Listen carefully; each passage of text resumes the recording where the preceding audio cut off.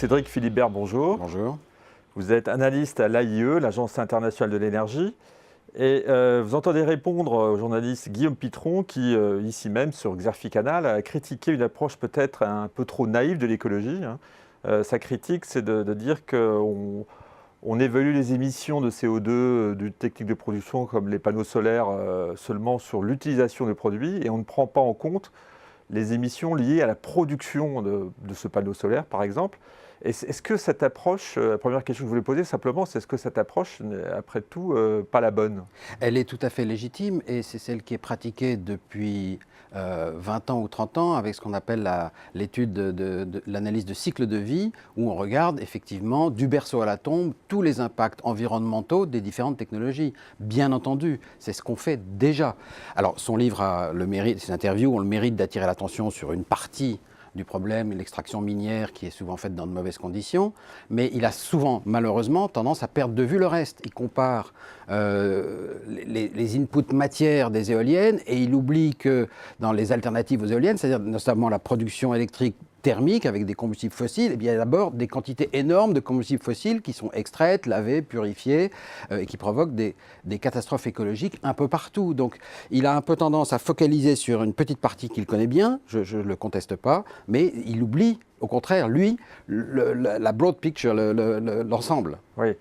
Et où le bilan, là, pour le coup, est totalement positif, si on peut dire. Ouais. Oui, alors évidemment, il n'y a aucune technologie qui soit parfaite. Ouais. Il faut de l'acier et du béton pour faire des éoliennes, il faut des métaux divers pour faire des panneaux solaires, mais si on prend par exemple le bilan CO2 total intégré, y compris la fabrication de tout ça, on s'aperçoit que les éoliennes par kilowattheure, elles produisent 12 grammes de CO2, le solaire c'est 30 et c'est en train de réduire très très vite parce que la technologie s'améliore constamment, alors que le gaz c'est 400 grammes, le charbon c'est 800 grammes à 1 kilo par kilowattheure. Donc il y a deux ordres de grandeur de différence. Absolument. Y a-t-il pas des produits tout de même qui posent vraiment problème? Par exemple, la voiture électrique. Alors la voiture électrique, c'est un des thèmes favoris de Guillaume Pitron, parce qu'il utilise des métaux dans les batteries, dont certains métaux rares, et dans certains moteurs aussi des terres rares, une catégorie un peu particulière de métaux rares.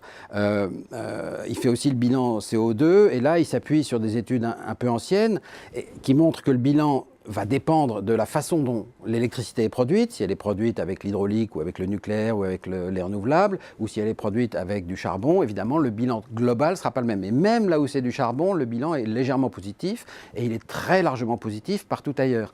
Or, comme nous sommes en train de décarboner nos systèmes électriques, ça veut dire que les véhicules électriques, surtout dans 10 ans, dans 20 ans, seront au contraire des outils de dépollution très importants, et pas seulement, comme il le dit, de déplacer la pollution de nos villes vers les villes des pays en développement. C'est illusoire. D'ailleurs, Pékin a retrouvé du ciel bleu parce que Pékin est la ville où il y a aujourd'hui le plus de voitures électriques. Des voitures électriques, oui, absolument. Oui. Mais alors, l'autre risque, c'est la dépendance à l'égard justement de Pékin, de la Chine, qui a le monopole sur certaines matières premières, qui a le monopole quasiment aujourd'hui de la production de panneaux solaires, je crois, et qui a le monopole de certaines matières premières pour les batteries, etc. Et là, on se met dans les mains de la puissance chinoise. Alors, le problème est plus général. Nous avons contribué à faire de la Chine l'atelier du monde, l'industrie du monde, et ce n'est pas réservé aux technologies propres. Maintenant, est-ce qu'on peut reprocher à la Chine, d'une part, de s'engager de préférence vers les technologies propres de demain plutôt que de s'arc-bouter sur les technologies sales d'hier? Je trouve que c'est un procès difficile à faire. On leur a longtemps fait le procès d'être des très gros pollueurs. Ils s'efforcent de dépolluer. Ils nous donnent aussi des outils pour dépolluer. Maintenant, le monopole, c'est une question un peu économique. Il n'y a pas de vrai monopole. Il y a eu un temps une tentation de faire des quotas. L'OMC les a fait démanteler. Nous pouvons rouvrir des mines ailleurs. Nous pouvons promouvoir le recyclage. Guillaume Pitron le dit aussi, d'ailleurs, on n'est pas en désaccord sur ce point. Il y a 1001 façons de ne pas tomber dans un monopole. Nous avons récemment vendu des usines éoliennes offshore fabriquées en France, contenant d'ailleurs des métaux rares, des terres rares, à la Chine, parce qu'on en fabriquait des meilleurs qu'eux. Donc il n'y a pas de fatalité là non plus.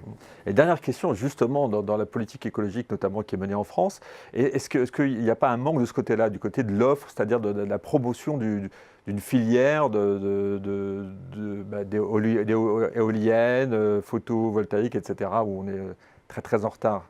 Je ne sais pas s'il y a un manque d'offres, parce que c'est une chaîne de métiers assez complexe. Il faut savoir où on se situe. Sur les choses qu'on installe en France, il y a quand même beaucoup de travail qui est fait en France. On a des sociétés petites et grandes qui font d'énormes résultats à l'export en installant des choses innovantes. Les plateformes solaires flottantes, par exemple, c'est une société française. La plus grosse batterie sur un réseau électrique en Australie, c'est une société française, etc. Donc vous avez des sociétés françaises qui se qualifient parfaitement bien. Il faut choisir des niches, il faut être bon en technologie et en commercial. Et non, on peut avoir des succès importants dans ce domaine. Bah, merci en tout cas Cédric Philibert pour ce message optimiste, hein, on a la foi. Merci. Merci à vous.